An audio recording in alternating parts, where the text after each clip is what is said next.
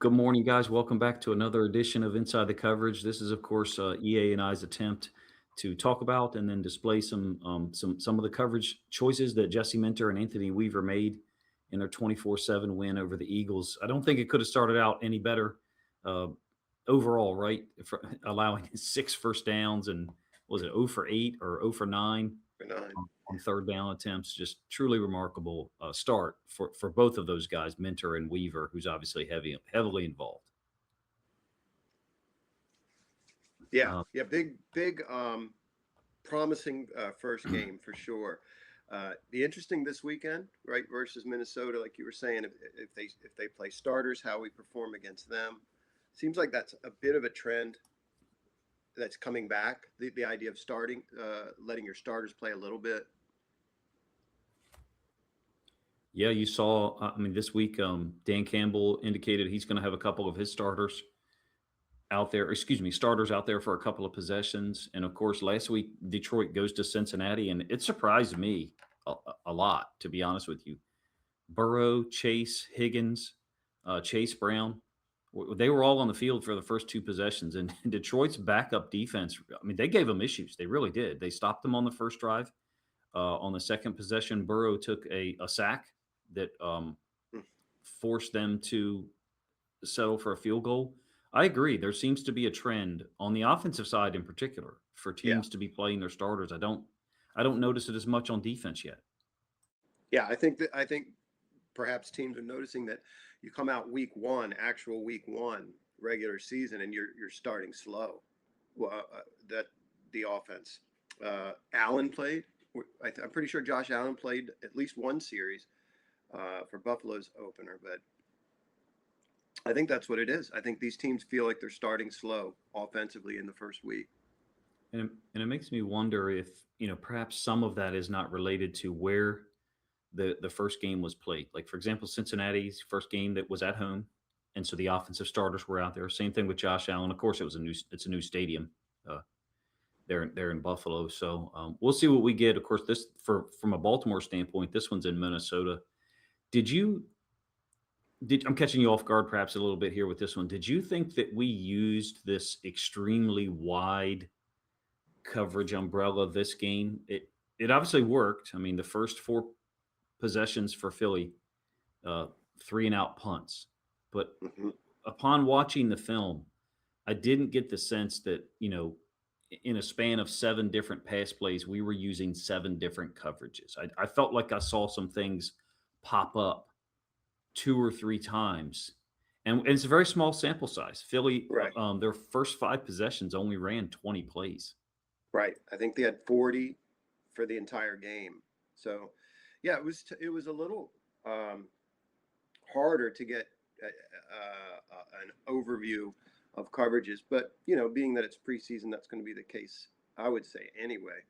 Um, I think perhaps what we're going to see is just his one of his specialties, that is Minter, is to do a lot of the same coverages, but present them differently and with different players. Absolutely. Especially that'll be one of the plays that I'll show a little bit later, or conceptually, one of the things I'll show, I should say.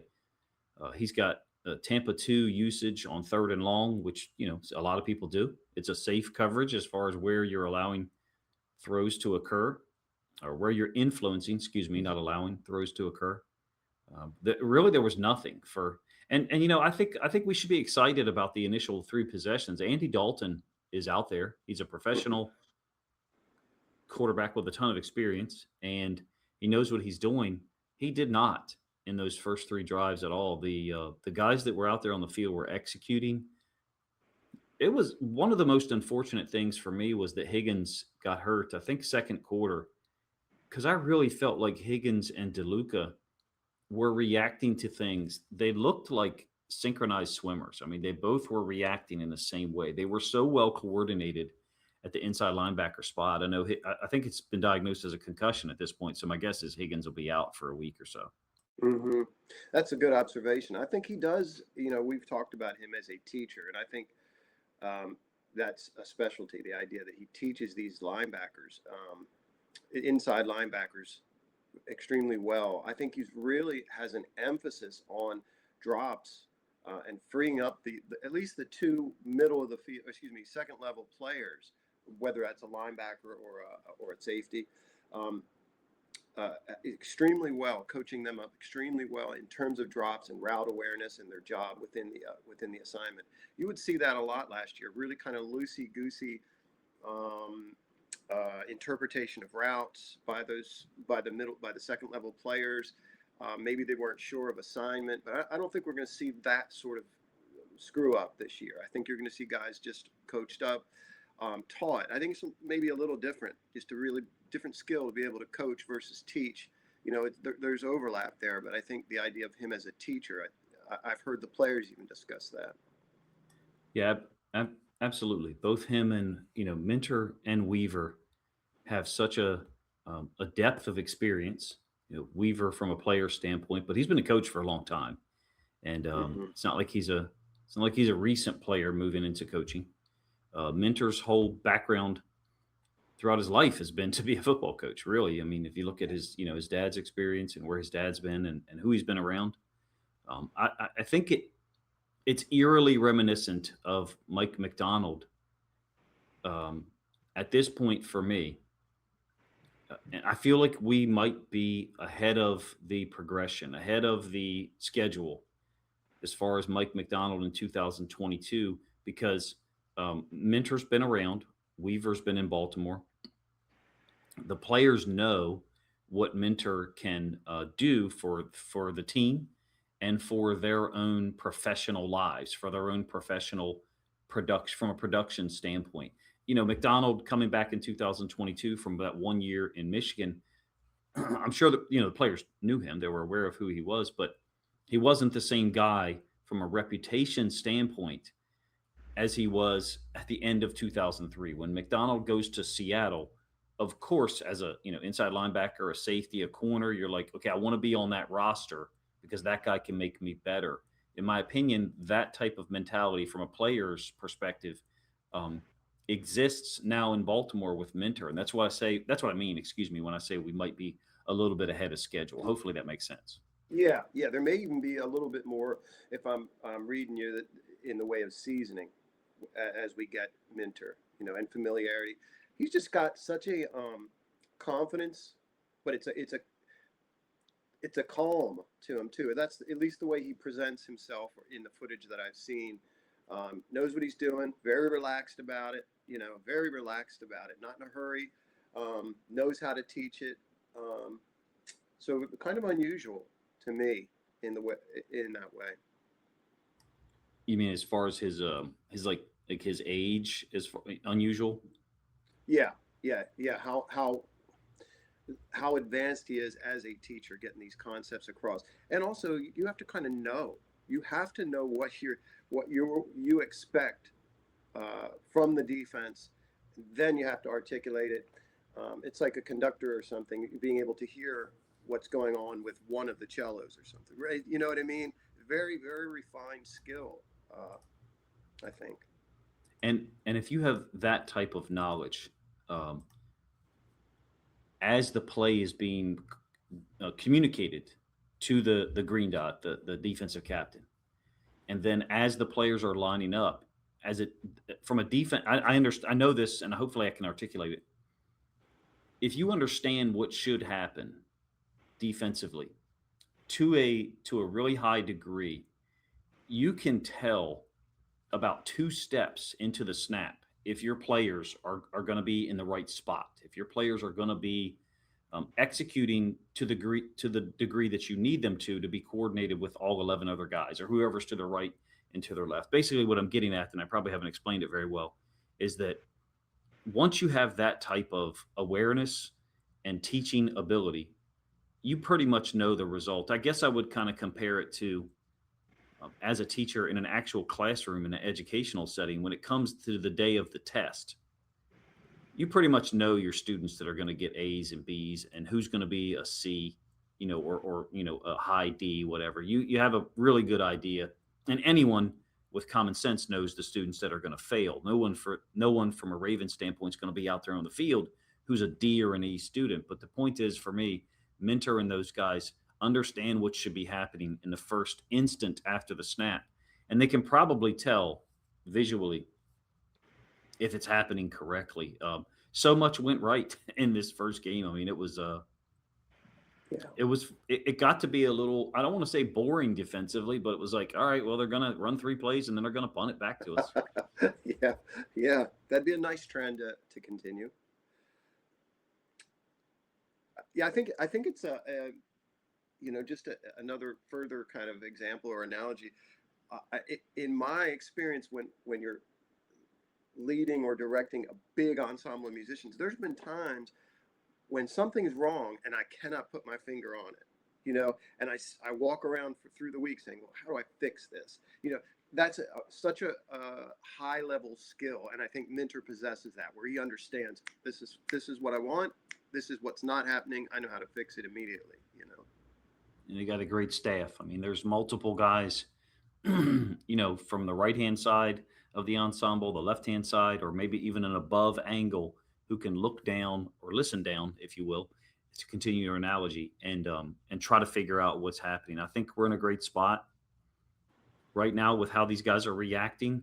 I don't see any reason that they can't come out next week and play a high level of football once again from a coverage standpoint. The only interruption in the Minter / McDonald type of structure, in my opinion, is if someone can run the ball against you, and that to me is where you get a divergence in the road. Basically, so many games with McDonald as a play caller and Minter as a play caller, they go this way because you can't run the ball. If you can't run the ball successfully against them, then you get put in this, I call it the Mike McDonald grinder of hey, what coverage is this? How can I recognize this post snap from a quarterback standpoint, and then get the ball where it's supposed to go quick enough before the pass rush gets there. So for me, besides the pass rush, it really starts with, are we going to be able to stop the run? Do you want to start with that empty Yeah. play that you had? We think it's from the second quarter or second half, excuse me. Yeah. What was the name of this QB coach? Help me with this guy. Is this McKee? Yeah, this should be McKee, right? Yep. Let me know. Do you have this on full screen? You can see it okay? Yeah, it's all good. It should be all Okay. good. Yep. Okay, good. Yeah, I think that's the key, is stopping the run. And one of the big reasons they brought in Calais Campbell, maybe even drafted Zion Young, just knowing that. And they got a ton of big bodies up front, right? Guys that can plug and stop the run. But I pulled this play. I thought it was interesting because what I wanted to illustrate, hopefully, is how risky at times some of these coverages that he runs are, or blitz schemes, and they really, I think, rely on tendencies. A quarterback's tendency to throw into the blitz, for example. You see this bunch at the bottom of our screen, this rack 3. He's going to drop Zion Young to cover here, and there's a real quick stop in the film. I'm going to run the film here, and it's going to stop right away because I want to illustrate something here. And I'm not sure I stopped it at the perfect time, but I'll try it from the back end or the field view as well. This is not a perfect example, but there was a point in watching this film where I could not tell that was two guys. You can tell, but it was difficult. And we'll see from the other angle that he's got, and this is a coached up thing, he's got these guys virtually shoulder to shoulder attacking that right tackle. Really, really putting a stress on him and bringing this corner on the blitz as well. So what he does is he drops Zion Young out here. He's probably going to wall. If someone comes across, he's got to cover. The quarterback feels and reads that blitz. He gets the football out quickly, but he does not either have time or concern to try to hit this seam route. I would imagine this is something that in empty formations other teams will be cognizant of.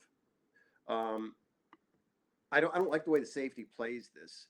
I don't know if that's that idea of getting into a back pedal is what he's coached to do, but it really would take away the seam right there. um, if he's dropping on that. Um, so I think the reason I pulled it is just to show, um, and I've seen it more than a couple times. There you go. Not from this angle, you can see uh, that's Ethan Burke, 45, Ethan Burke from Texas, and 39. I'm not sure who wears 39 on the Ravens, but Jackson. corner. Oh, Jackson. Jackson, safety. Yep. Um, Shoulder to shoulder. That's on purpose. I think that's fairly unusual to see these guys, not just in the same gap, but on top of each other. You see that how they split that out there at the last second? Let me see if I can just slow this. It's like a fork in the road. To go back to that analogy, they're doing it intentional, perhaps. Yeah. So one goes to the high shoulder, outside shoulder, one goes low, right there. Really, really cool. And then they both kind of get free. Well, certainly the inside guy. We get 2 inside rushes free there. So it puts a lot of pressure on the quarterback. You do see the seam opening up. Does he have time to even notice that? If he's focused on, okay, here comes the blitz, I'm going to throw into it. And it's third down. I don't know the down and distance. I thought it was probably third and long. But I'm not sure what happens here either. He puts this ball in a spot to catch. I mean, this ball is there to catch. Yeah. Yeah.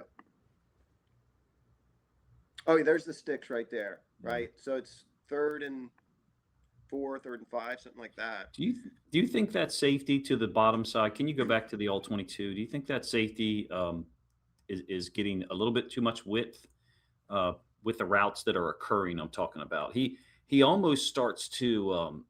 I'm talking about the safety at the bottom. It might be 20. No, it's not 26. I'm not sure. 37 at the very bottom. Yeah. No, the safety, not the corner. It seems like he's getting a little bit too much width, and perhaps he should be almost more like on the hash or just on the outer portion of the hash with respect to that route that's occurring over the middle. Zion from that alignment, I don't think Zion from that alignment is going to be able to do anything with that seam other than get some hands on him, maybe be underneath of it because of the width that they have with that bunch. Number 1, number 2. Is it the number 3 who goes vertical, or is it number 1 because he's just too wide for Zion to get near? I think it's 2. 2 goes vertical. So it's point man. And that's interesting because pre-snap, he's aligned, in my eye, over 2. But he's really probably trying to split 2-3, I think, or asked to split 2 and 3 vertical. I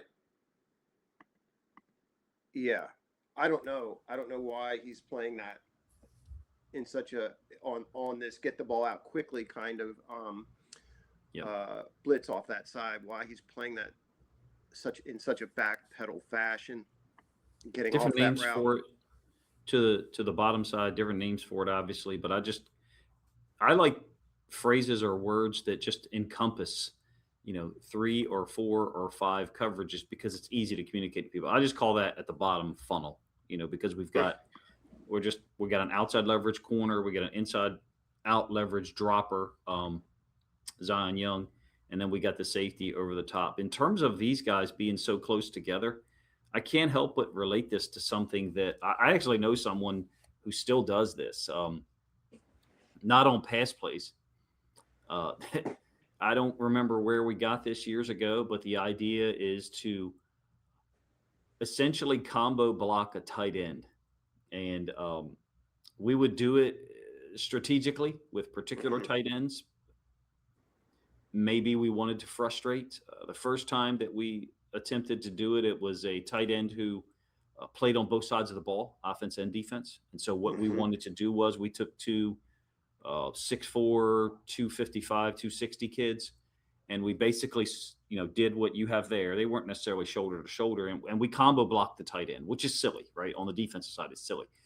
We're trying to make everything bounce, and conceptually, that never happens in a football game. You never get people sandwiched together like this, so it's so unusual. Right. I wonder if it'll pop up again. Number 1, number 2. I wonder if they're too close. I wonder if Mentor has told them in the interim that you guys are too close. But to your point, they do diverge or split at a Hmm. pretty synchronized time, to use that phrase again. Yep. It's almost like one's taking an arm. Each of them are taking a separate arm there. And the guard comes over and takes 45 and you get 2 free. Yeah, I think just pointing out that stuff can go wrong, right? If this is a if this is a more experienced quarterback, or if the offensive line plays this even just a little bit better, this could be 6 in that scene. Yeah, I like that I think one. so. I like that one. I think we're going to see a ton of this, to be honest with you. I think we're going to see a ton of things like that where we are strategically bringing pressure somewhere, and in the quote vacated space, we're going to have a player obviously assigned to react to that area, like we get there, with a quick tackle. Excuse me, quick coverage opportunity, and obviously that ball could have been caught. That ball was right there in the tight end's hands. I like that one. I don't even remember that one, to be honest with you. I think it's in the second half because I don't think Cole Payton came in until the fourth quarter. Mm-hmm. That sounds right. Yeah, I Uh, think we do notice this a lot with Minter. I don't know about a lot. We do notice this. You and I have talked about this before. It's like, ooh, if that route would have just been just a little bit outside, that guy would have sat that down. That blitz would not have worked. Usually, but it doesn't work. Usually, yeah, we're saying if, which is good. yep, yep, exactly. I think it's a game of time and space, and his players' reactions, I feel like, are built in, installed in such a way that they're instant, and that makes all the difference in many cases because they're there soon enough such that those big plays don't occur. We were obviously talking about a small sample size, only one game Yeah. preseason, but we're trying to break down the coverages as best we understand between the two of us and give you guys perhaps some insight into what's happening out there. Of course, it doesn't involve Kyle Hamilton and Roquan Smith and all of those guys, but we expect to see the same coverages in the regular season, right? Yeah. Yep. I think he's working these in, not to just give vanilla looks all the time. He's just asking so much of all these, the inside backers, the safeties, and the outside linebackers in coverage. He's asking early so much of them as I see it in this first preseason game. I think it's just ramping up. He's not taking it easy. He's ramping them up. It's a high standard, if not, in my Mm-hmm. opinion, for the guys that are going to be out there on the field. And if they can't execute it, it probably won't be out there. Yeah. Right. I know you talked about this one on your channel as well. It's a bunch formation down here at the bottom. I'm going to vacillate between the two views. It's a 3rd and 5. The bunch is technically the ball is just inside the left hash up there. Hopefully my mouse isn't too loud for you guys. Had some technical difficulties in the last couple of days, but I love this play. It's eerily. It's almost like a mirrored image of something that you and I talked about last year in the preseason and during the regular season. Essentially, we're going to drop out this OLB, Ethan Burke, and it makes sense to me geometrically as far as where the Eagles' offensive players are standing right now. It's a bunch set. There's 3 receivers over here, and so we're dropping out the OLB to that side. I think in your video that you did on this one, you talked about that OLB might have to cover someone trying to cross his face, certainly, like a drag, but Mm-hmm. oftentimes it can turn into just a wall. There is a little bit of contact here between Burke and that point man, not enough, in my opinion, at the NFL level, and people who only watch the NFL are like, you can't make contact downfield. Like BS, like teach the guys to make contact downfield. And then let's dial it back when we need to. But I really love this play call. I think it almost really turns into a man coverage dynamic. It certainly is man over here to Tampa. I feel like Andy Dalton puts this ball in a spot. I'm going to pause it. I feel like Andy Dalton puts this ball in a spot that could very easily be a catch, just like the last play that we talked about. Yeah. give you the all 22 angle again. I love this dropping out to the bunch because a bunch set provides so many opportunities for the offense, whatever the whatever the route configurations are. With the years ago, I forget what we called it, but I'm basically here diagramming what I now refer to as snag smash, where you have like a snag concept by the outside guy, a smash, or sometimes we used to refer to it as a power out. It depended on the release. If we got an inside release and then ran the out, but there's so many options from the standpoint of a bunch, and to me, dropping someone out just gives you as a defense, I think, better spatial awareness of how to cover those routes. Really functionally, in my opinion, we've got man with all of these guys here, and then this guy is just dropping out. He's not in the middle of the field like a low hole dropper or like a rat if it was a a robber look, because we're bringing both of the inside linebackers. So you just have this natural trading off constantly in Jesse Minter's defense of certain players. You kind of referred to it in the first play that you showed, the empty. We're going to blitz one guy, and then someone else is going to try to cover that area up. You guys can obviously see that, that could be a catch. Yep. Tampa did not overwhelm, in my opinion, from a coverage standpoint. I'm not saying that he looked poor, but from a global standpoint, I think this is the type of game that Minter and Weaver are going to play. There's going to be some crazy stuff going on down here to the formation, to the field, bunch, trips, whatever. Up here to the backside, you're going to get something simple. Generally, it's going to be man. This is very Brandon Stevens-esque from 2023 with the Mike McDonald defense to me, meaning your job up here is going to be quite simple.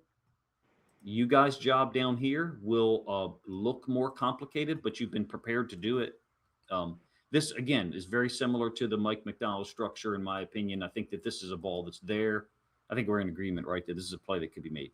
No doubt. And you bet if you're going to be out there, who's that going to be? Wiggins? You better be able to cover that, because you can do all that awesome like double running back blitz on the B gap, confused looks, bringing the safety down to cover. You can see. All you got to do is the Bengals quarterback is going to hit that. He's going to hit that throw, and you got to cover. You got to be able to stop that route.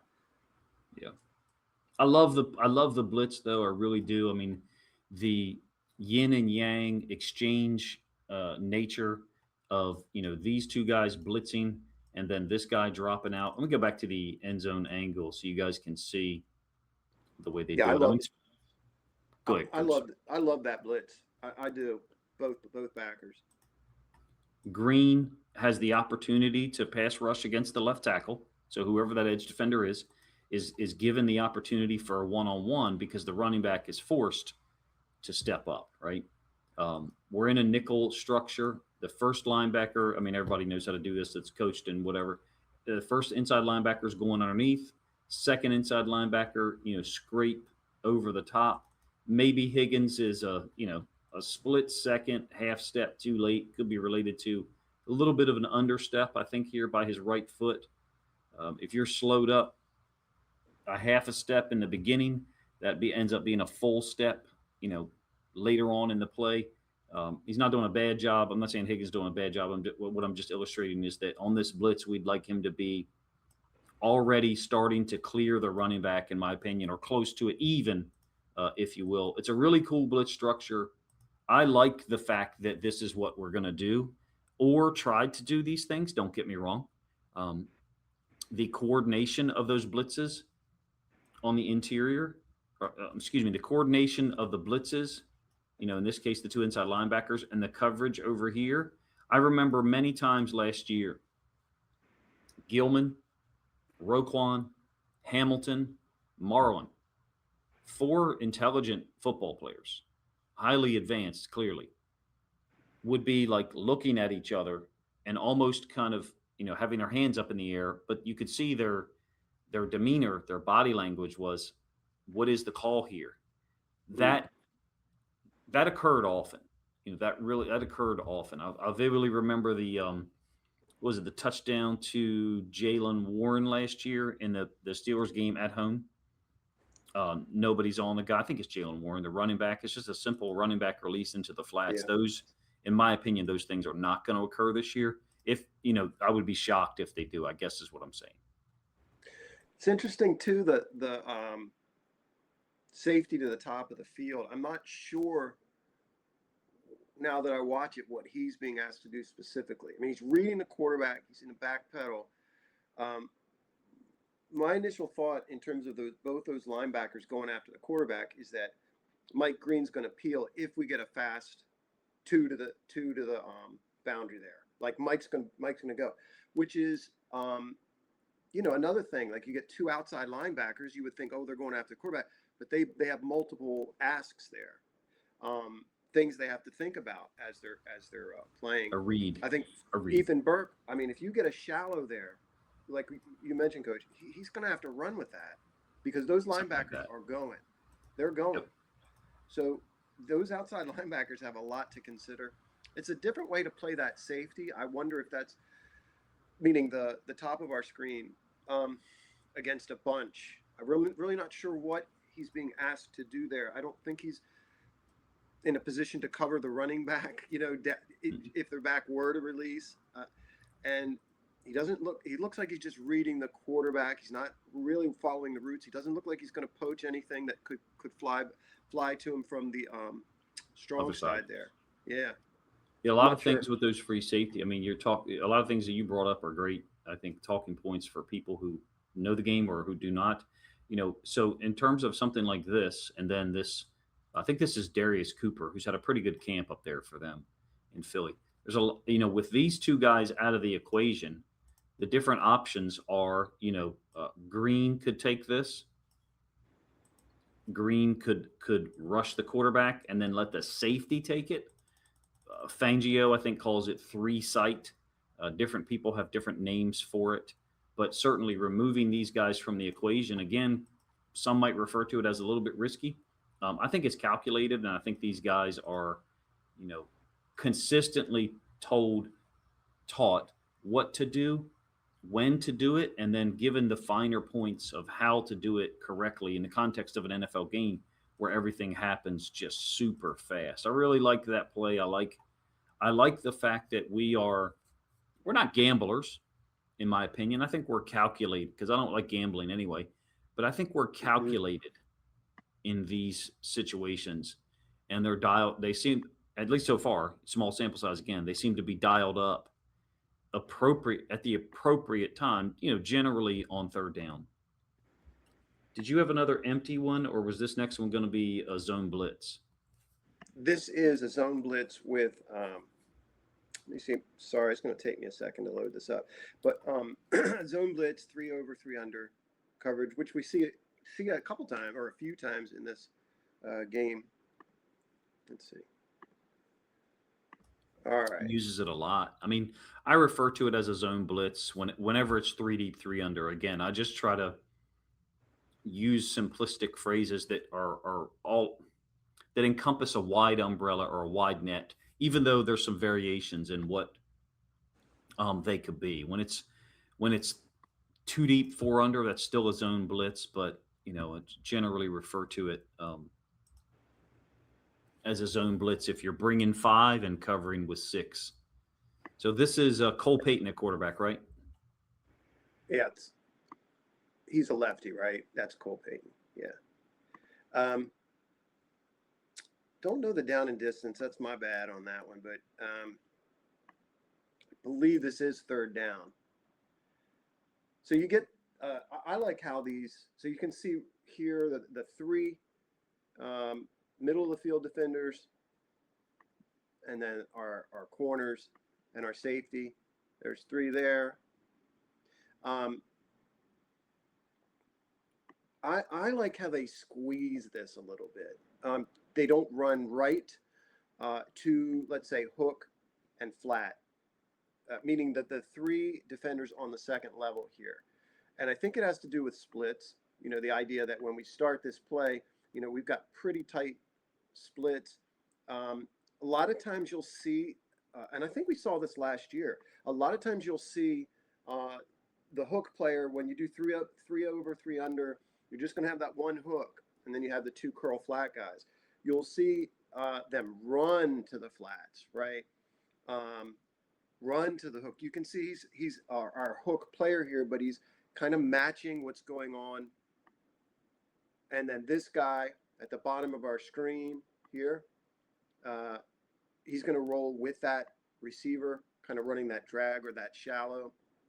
And then you're going to see when the quarterback breaks contain, our flat player to that side, the top side, is going to break out on the tight end or come down on the tight end. In terms of the blitz, let's see.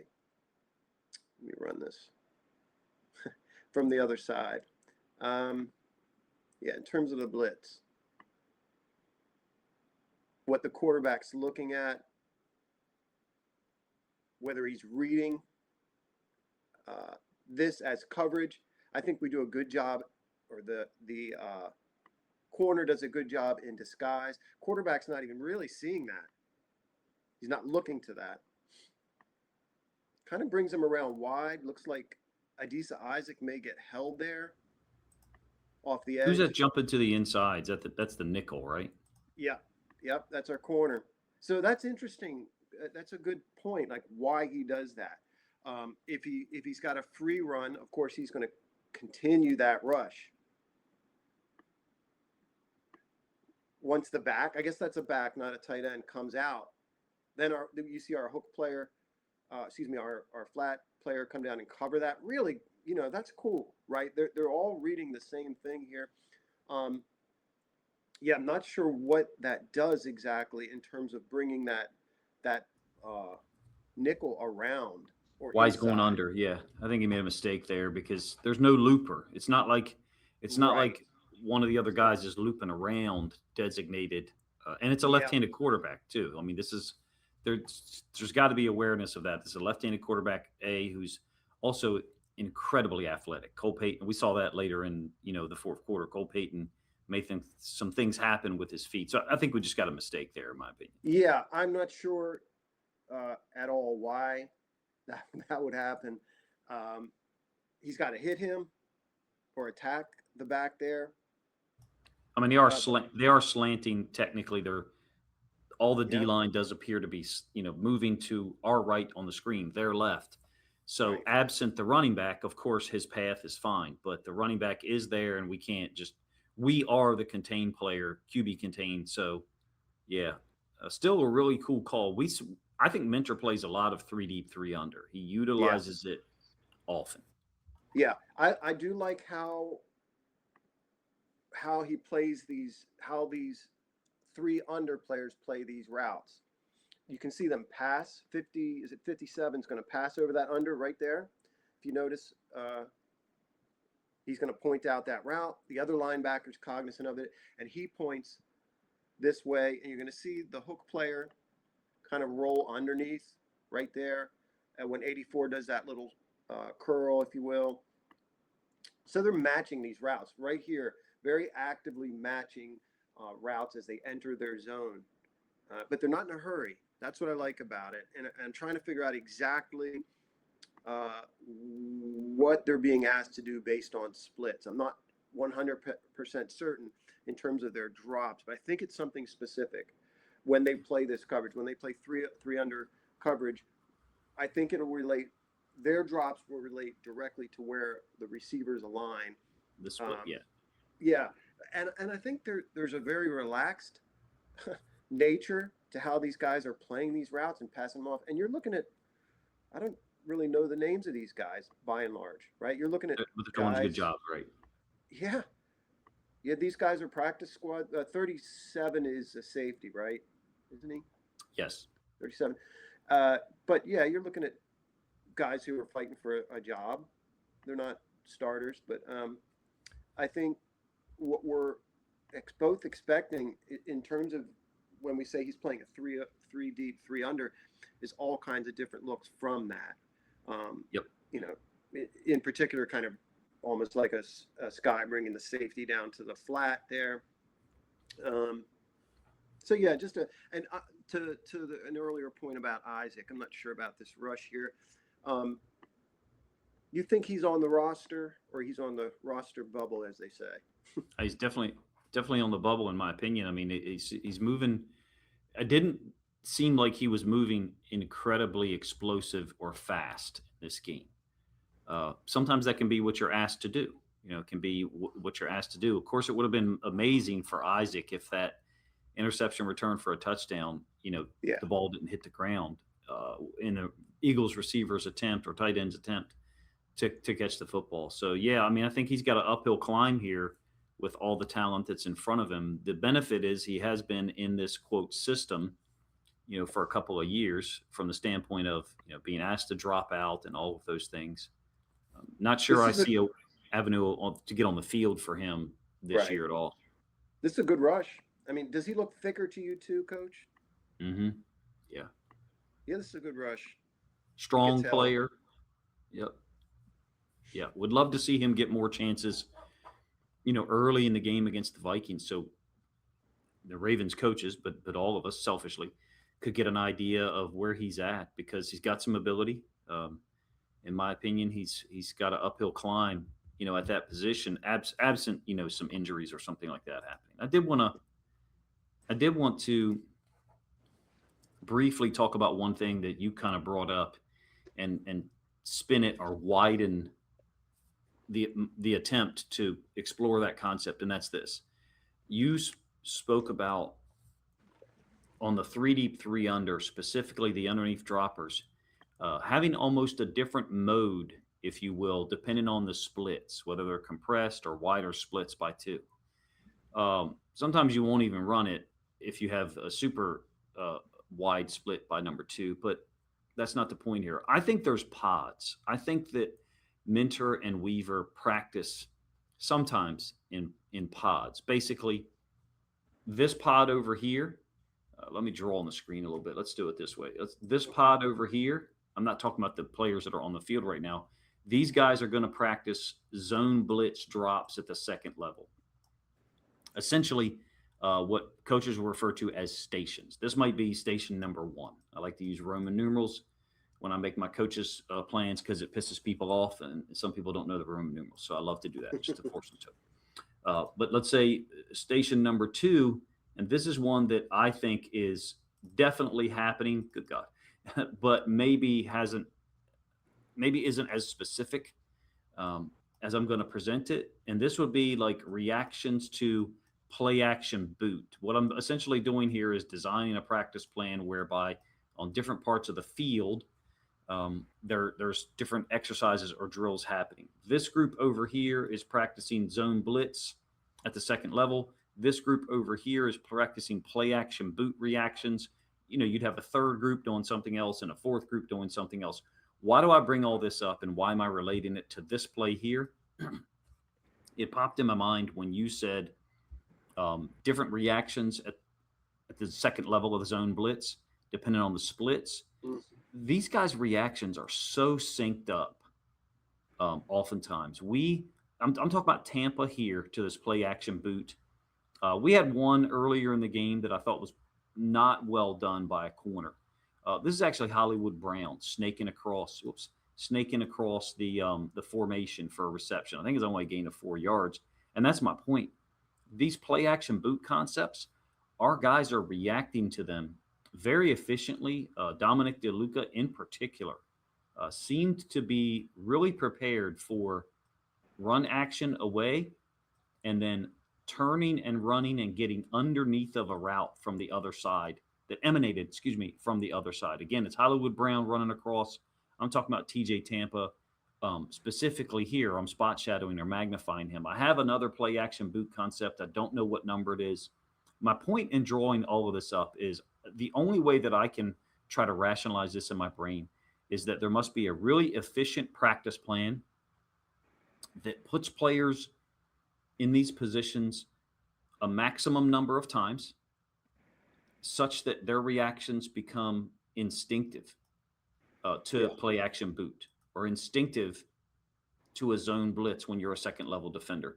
And when I talked about pods initially, people probably were like, what are you referring to? What I'm saying is this group over here practicing the zone blitz stuff would probably have inside linebackers, outside linebackers, safeties all thrown in together, practicing that second level of the defense in a way that is extremely efficient. When I say efficient, I mean in the span of 12 minutes, you're getting a maximum number of reps.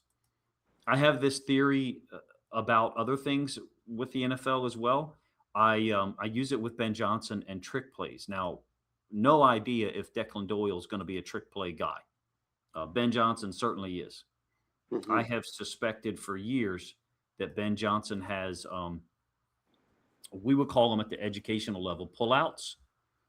So one group, second string offense, second string defense, whatever, what have you, is doing, let's say, pass skelly, or they're doing inside run. And then you have a pullout of these 12 players that are consistently going to be involved in trick plays. And they're over here separate from everyone else practicing those trick plays. It would probably be during a time when the media either A, can't observe practice, or B, is disallowed from reporting on this portion. My point in bringing all of that up is the best teachers, in my opinion, maximize their time. And we're seeing natural, instinctive reactions from Minter and Weaver's defenses that to me means they've gotten those guys so many reps in an efficient manner that's clear as far as the instruction. And that I was trying to relate that to your discussion on the second level droppers in the zone blitz. Forgive me if I took over the show and talked for too long about that. The idea was these guys are far more efficient in their teaching than I just was for the last 6 or 8 minutes. Well, yeah, you see it in Tampa there as well. Kind of coming off that seam, playing the flat, right, or getting into the flat. I'm not crazy about his tackle there. Like I kind of share your observation about Tampa, where there was nothing that stood out about him, kind of either one way or the other, or that would give me confidence if he was like a number 1 or number 2 outside corner. Sorry, I had my mic muted. Yeah, I feel like he didn't stand out necessarily. He didn't put himself in bad positions, but a couple of times on some of those tackles out there, DeLuca missed one, even though he was given credit for it on a play action boot, and Tampa there missed one that DeLuca cleaned up. I've got 2 plays here, 2 versions of Tampa 2 that both showed up in the first half.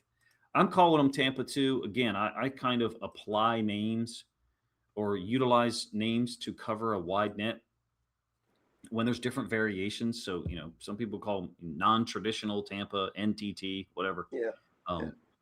Irregular Tampa 2, ITT. What I'm referring to is Keon Martin, the nickel, getting depth here, being a half-field defender, and the other safety, who is obviously aligned as a half-field defender, actually playing as a half-field defender post-snap. And when Minter used these was in 3rd and long. Or obvious passing situations. He used it on the second to last play of the half. Now, this is a 3rd and 15. So to call it a Tampa 2, we got a problem with, that drop, and that they don't have a lot of depth. They have a lot of depth. And that's because the line to gain is so deep. So again, there's a different mode here with whatever the call is. A tag, probably. This was the big hit by DeLuca, I think, and Higgins.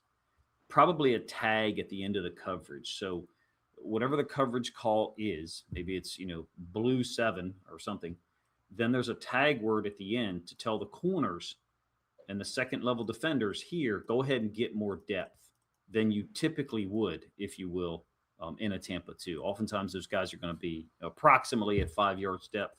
With it being 3rd and 15, look at number 31. He's almost at the line to gain, which, as you guys can see, is the negative 39 yard line. Hopefully I said that in a way that makes sense. Really smart, efficient coverage to play on 3rd and long, in my opinion. It's very similar to stuff Flores does, whereby he's going to play a Tampa 2 on 3rd and long, but it'll be moving pieces. Could be, let me pull this back before the expansion. Kind of like, why do it this way, the old school way? with that player running the middle of the field, let me give you a different look or a different manner to get into the same coverage on third down. Excuse me, a coverage that's geometrically appropriate to the width and the depth of the field relative to the line that you've got to get offensively, which of course is 15 yards. Does all that make sense? Yeah, yeah. The look that he gives the quarterback too, that's Dalton, right? The look that he gives him is, well, my nickel's my nickel. That's what the quarterback's seeing, and he's going to play two. He's going to play number two receiver, right? That's what I would presume, but no, he's not. He's going to be our safety, and they get like on number two, they get it effectively this kind of bracket on him by bringing that safety down to play almost that like what we traditionally think of as the linebacker dropping to cover the seam. So he is accounting, that is to say, Minter is accounting for that seam route or that number two route. They're not worried about these guys, to your point, in the flat because of the down and distance. So it's very interesting in terms of a pre-snap read, what to anticipate if you're the quarterback. And it's cool in how you play whoever runs the seam. And so how do they start? What's the, it's 3, right? 3-1, 3-by-1. Yeah.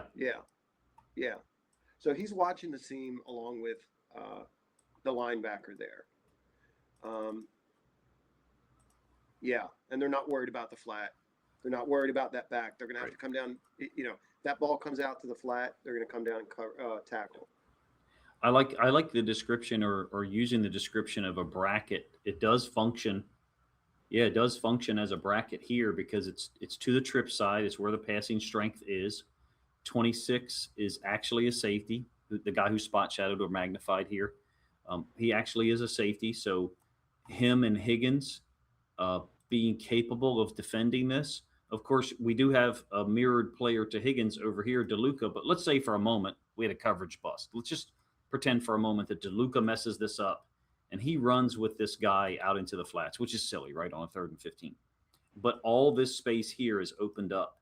Then on an in cut, we do actually have the ability to still defend that. I feel like there's layers built into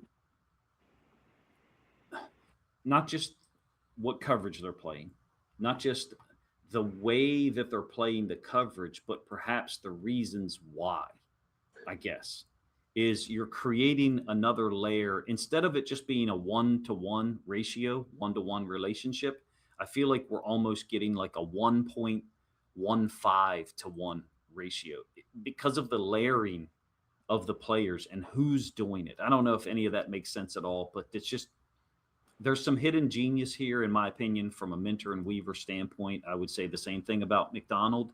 I would say the same thing about Brian Flores. Those guys have different, especially in the case of Flores, different background from the standpoint of how he came into coaching at the NFL level, obviously with Belichick. But in my opinion, there's a lot more overlap and similarity than there are differences. That was the first drive, right? First series. Yeah. And Green gets a little bit of pressure off the edge too there. Yeah, sorry I skipped past it. I was trying to get to the other version of this. So basically, a somewhat similar version here that again involves 3 safeties.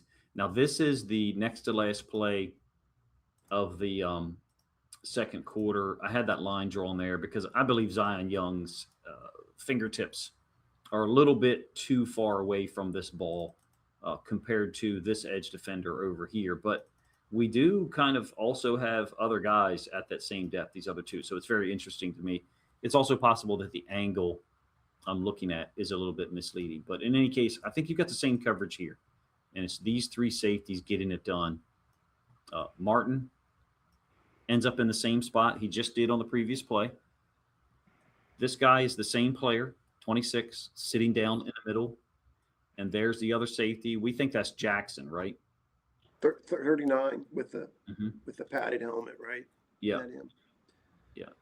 And then the reactions here is what's important to me. But again, you got this same um, eyeing of the receiver to his right, as you just talked about. I think, we for a moment kind of referred to it as a bracket.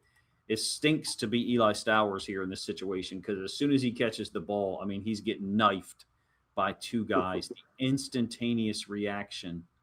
Maybe you guys, as viewers or listeners, lose perspective of that a little bit because I had the screen paused. I mean, it should be obvious why we're doing that. This is the next to last play of the second quarter. The Eagles, in many situations, an NFL offense is going to be able to gain 10, 12, 14 yards because, quote, who cares? We don't want to give up a big play. I think you've essentially got the same coverage here with this guy being that Mike linebacker in the middle of the field, and then all they can get out of this is 3 yards. It was just that kind of night for the Ravens defense versus the Eagles offense. Could be radically different with starters out there on the field, but I think the play calls, the reasons why they're doing these things the way they are, I think is important. And here, they're safeguarding against the big play, and then they're still able to react to the tight end, the rookie tight end, Eli Stowers in the flats. Just an amazing moment that's somewhat innocuous, I guess, perhaps, in the context of the whole game. But I wanted to show these two plays back to back because I feel like we're pretty much looking at the same coverage. Yeah, I think there's a point to be made too about this idea of situational awareness.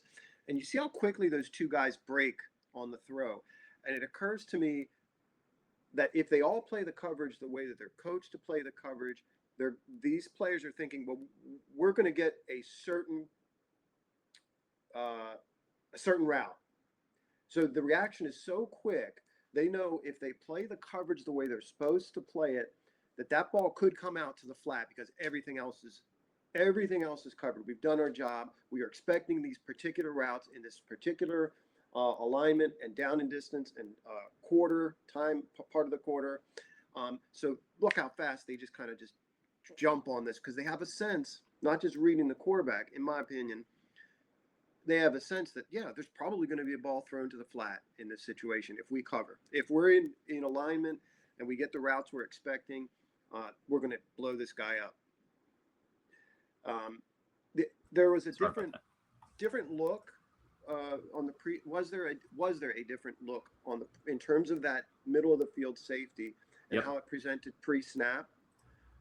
Here he's given a clearer picture that, okay, we might play cover 3, let's call it, right? Yeah. Like the quarterback might look at this and say, okay, he's going to drop and play post, like a traditional post, which he does not, Yep.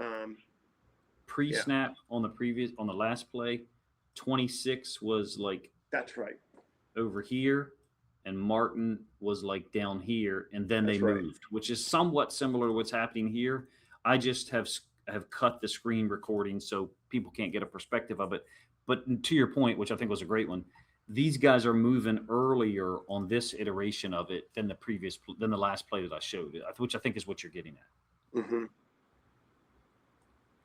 Really cool usage, if you ask me. A lot of people are deploying this, don't get me wrong, using a safety as the middle runner, even though he's not running. When I say middle runner, I know that but for viewers' knowledge, oftentimes that guy would be lined up here traditionally as a Mike linebacker. Think Derek Brooks, and then running in the middle of the field, turning his back. In this case, the difference or the advantage perhaps is that this guy has eyes forward, chest forward. He doesn't have his back turned at all. I think it creates, again, that 1.25 to 1 ratio as far as effectiveness. It basically increases the effectiveness of the player, in my opinion. Look, years ago in Kyle Hamilton's rookie year, we did this type of stuff with Kyle Hamilton. Hamilton would be hanging out in this area, and then, just with his cool style, he like skip around a little bit, and then he would run in the middle of the field. So we've been non-traditional before. Excuse me. I think here a lot of NFL teams are discovering the advantage of doing this with an actual safety from the third level of the defense, because he's got his eyes forward and he's got the athletic ability to turn and run. But no quarterback is going to look at that setup here and think, let me throw the football to this guy in the middle of the field. That safety has, quote, capped it or closed that off, if you will. Cover two should be, middle of the field open. This almost looks like, in some ways, middle of the field closed and middle of the field open at the same time. Mm-hmm. I didn't necessarily plan on talking about some of the stuff that we covered, especially the discussion of practice efficiency and diagramming a practice plan on the field. Members of my family and guys that coached with me before will probably laugh because, like, I literally 10 feet away from me, I have about 50 old practice plans that I kept and give out to people that are still coaching, or use to, if they ask me questions. Like, I'm a practice plan nerd, I guess. Yeah. So maybe that's just the way my brain works. But I think I can identify with what we are seeing, which is maximum efficiency, maximum output on the field. That somehow, you referred to it twice here today, looks smooth. The guys don't look pressed, especially in their reactions to pass stuff. They look like they're just having a walk in the park. That's something they've done, 1,000 times before. Mm-hmm. It carries over too. If you watch the Chargers film from last year, I see some of the same things, not in terms of coverage, but in terms of that easy kind of relaxed reaction time. Agreed. And we hope that it stays this way, right? We're all, I think, to some degree, some Ravens fans, maybe many, are like, okay, well, we played great defense last year in the preseason, and then look what Yeah, happened. yeah. So I was just thinking that. yeah, and that's fair. That's absolutely fair, of course, for people to have that concern. I think between Weaver and Minter, in addition, Mickens, the safety, the DB coach, Mm-hmm. we've got a lineage, or years of a high standard of production from their defenses and the people that they've been around, that they've been able to impact. The Michigan coach, the D line coach, I think kind of alluded to it a little bit, in a maybe he was maybe he was asked questions by the press yesterday or 2 days ago, something like that.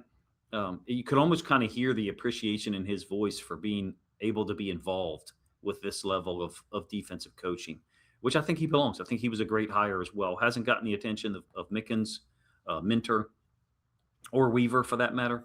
But I think he's a really great position coach. You saw it on film against the Eagles. This was a defense, second string, third string guys, whatever. Who cares? In my opinion, that came out there. They were prepared. They were obviously ready from a teaching standpoint, and they chewed up what Philly had to offer. I don't think it was really a throwaway game from a Philly standpoint. In my opinion, there had to be a certain point where they're like, "Oh my gosh, let's just get out of here," because everything we're throwing at these guys is being covered. Yeah, yeah. I think to be on this staff would do both keep you on your toes, extremely on your toes, but be a lot of fun. Just a lot of fun to be part of that. Yeah, and they get, it seems to me like everything right now is rolling in a positive direction.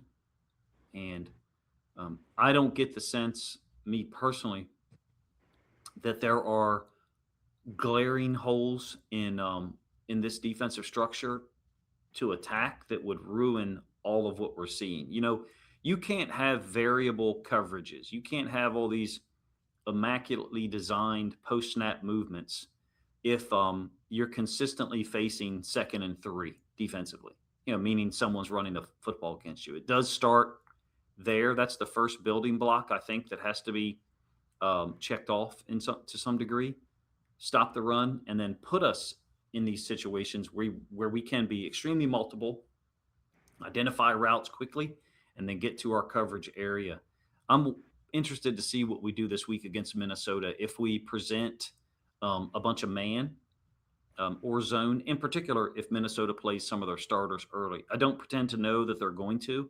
I haven't read anything. In fact, I don't have time to read anything about the teams we're facing at this point.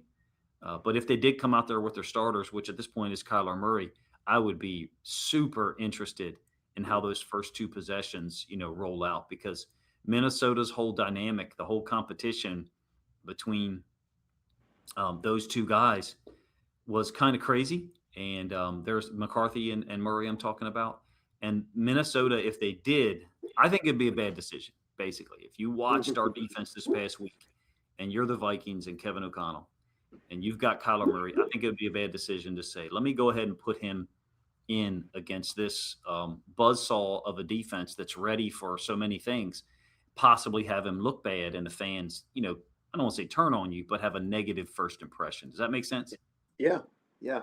I think I think the Ravens team with Lamar Jackson are going to play into the idea of making teams play from behind, throw the ball more.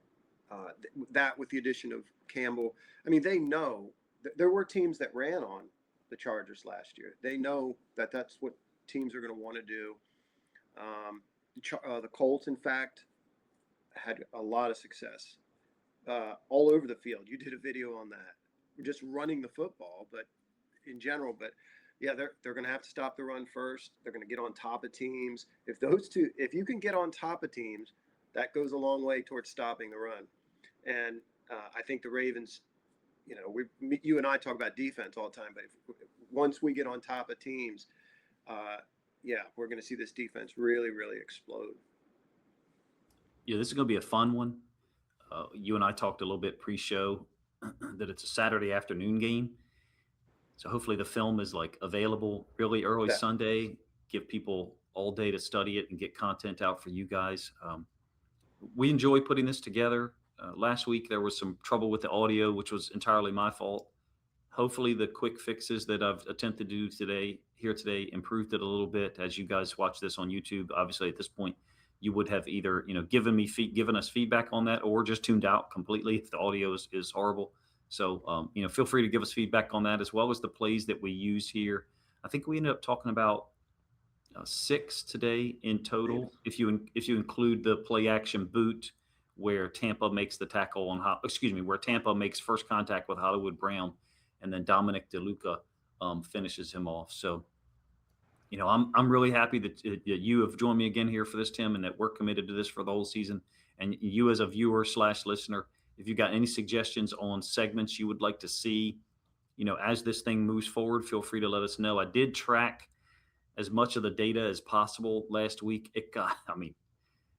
To do so by yourself and track all of the data is borderline impossible. Yeah. I can fire that up, I guess, briefly. If it's essentially like this, down, distance, yard line, hash, personnel, formation, all of those. When we would scout in person years ago from a high school level, you were talking about a 2-man or sometimes a 3-man job. So I think I was able to get to the 5th possession, and then you can see it was pretty much done. No, that's impossible. In fact, in some instances, like that's hash, I was typing so quick, I put it in the wrong. It should be the personnel. You can see like 12 should be over here, 12 should be over here. Right. Is UC is that the tight end off the ball? Is that what that means? Under center. Under center. Okay, that makes sense. Yeah.